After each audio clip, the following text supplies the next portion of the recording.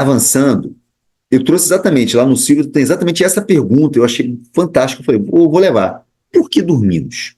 A gente vai responder daqui a pouco, melhor, vai dar as possíveis respostas, né? Então vamos começar aqui desse lado. Então a gente tem as ondas alfa, eles têm ondas alfa, ondas delta, teta. A gente não vou entrar nessas ondas agora não, nomes não, mas eu quero que você veja assim, os estados. Olha só, vigília, acordado, mas olhos fechados. Então, o que eu preciso que vocês entendam? Frequência e amplitude. Vem aqui na legenda. Frequência, quantas vezes ela sobe e desce. Isso é a frequência. Quanto mais espaçado isso daqui, vamos dizer, imaginar que subiu uma aqui, desceu, ficou um tempão aqui, depois subiu. Quer dizer que a frequência está baixa. A altura disso daqui é a amplitude. Quanto mais alto, mais ampla. Beleza? Então, lá. Acordado, o que nós temos? Temos ondas não de baixa amplitude, mas de alta frequência. No primeiro estágio do sono, que é o sono REM, estágio 1, a gente diminui a frequência, mas quase não muda a amplitude. No segundo estágio, a gente tem uma frequência que vai ficar, né, entre as duas, entre a frequência do estágio 1 e da vigília, e ela vai se alternar. Em alguns momentos a gente tem amplitude maior.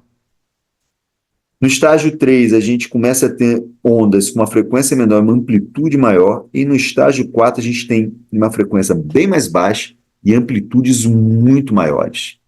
Se eu fosse traçar uma linha aqui nas amplitudes, de um lado e de outro, você vai ver que essa linha ela meio que se aproxima. Se eu venho para cá, olha a distância dessa linha, respeitando agora esse de baixo aqui, vou cortar ele um pouquinho, não vou respeitar ele todo não. Olha a distância entre essas duas linhas, essa distância aqui em relação a essa. Então aqui eu falo de amplitude, beleza? Você vê que no sono profundo a frequência é menor e a amplitude é muito maior. E como é que é o nosso comportamento, né? O sono mais profundo aqui nas 3 primeiras horas de sono? Olha isso aqui. Deixa eu voltar aqui para o meu lápisinho. Ó. Sono mais profundo nas 3 primeiras horas. Então, ó, momento 0, 1 hora de sono, 2 horas, 3 horas. O azul é o estágio mais profundo, olha ele aqui. Aqui na primeira hora, acabando aqui próximo aqui da quarta hora. Mas aqui é número 3, ó, tá? 0, 1 hora de sono, 2 horas de sono, 3 horas de sono, ele vai chegando. Ó. Depois disso, nós temos uma alternância entre ó, estágio 1, você vê que ele aparece, aqui ele fica em um tempo menor, né? Aí estágio 2, estágio 3, profundo, aí volta. Estágio 3, estágio 2, estágio 1. Novamente, estágio 2, estágio 3, estágio 4. Estágio 3, estágio 2, estágio 1, estágio 2, estágio 3, não vai mais ao estágio 4. De novo, estágio 2, estágio 1, estágio 2 não vai ao estágio 4, estágio 1, estágio 2, estágio 1, alerta, acordado. Então, o sono mais profundo acontece no início. No início do sono é a hora que a gente tem um sono mais profundo, é a hora que a gente tem liberação de uma quantidade de melatonina, é a hora que a gente tem os sonos acontecendo, o sono mais profundo acontece. Logo no início aqui é a hora que a gente se movimenta na cama, se ajeita, depois a gente fica mais parado, aí a gente pode se movimentar, novamente se ajeitar, depois mais parado, e daí para frente a gente pode mudar de posição várias vezes ou não, isso é muito individual. Beleza? Situações que podem afetar o sono, né? Seriam distúrbios do sono. A insônia é a pessoa que tem dificuldade para entrar no sono profundo, ou que tem o sono polifásico, ela acorda várias vezes na noite. Tudo bem, a gente acorda por necessidade fisiológica, acorda necessitando ir ao banheiro. Mas eu estou falando da pessoa que tem dificuldade para começar a dormir ou que tem dificuldade de se manter dormindo. Ela tem a insônia e ela tem que ser explorada, tem que ser estudada qual é a razão. Geralmente essa razão ela tem a ver com hábitos, então pessoas que têm o hábito de tomar muito café e tal, ou ela tem muito tempo de tela, porque trabalha com computador e é uma pessoa muito, muito vidrada em celular, está sempre com a tela ali, então demora a dormir, pode acontecer isso. Podem ser outros fatores também, então tem que investigar, precisa investigar para poder chegar lá. A apneia do sono, a pessoa acorda porque ela para de respirar. Isso pode ter a ver com o bloqueio, uma congestão nasal, né? O famoso nariz entupido, a pessoa bloqueia por algum motivo ali, ou casos mais profundos ali, ela pode ter a apneia do sono por problemas emocionais ou por falha mesmo nas áreas corticais responsáveis por isso, que você sabe que está lá na altura de bulbo, tem que investigar também.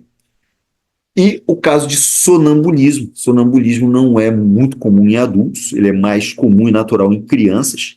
Geralmente, com o passar da idade, isso vai desaparecendo. E as pessoas achavam que o sonambulismo tinha a ver muito com sonhos, mas o sonho está mais colocado aqui no início. E geralmente a criança ela pode ter casos de sonambulismo em horas depois de estar dormindo.